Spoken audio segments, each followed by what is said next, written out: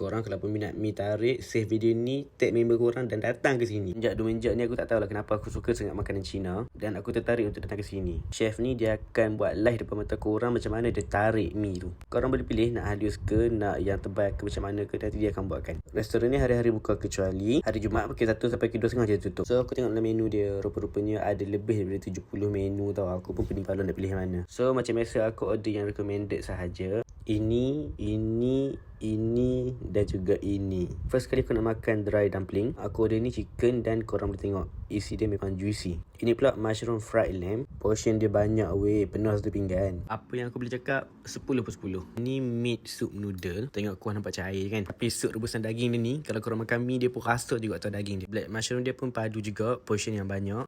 Makan daging saja pun dah tahu dah, memang lembut dan sedap. Bila makan dekat restoran Cina, kau kena cuba minum teh Cina. Teh ni kalau korang minum, dia boleh sejukkan badan korang. So jangan lupa datang ke restoran Kung Fu Ramen terletak di PJ.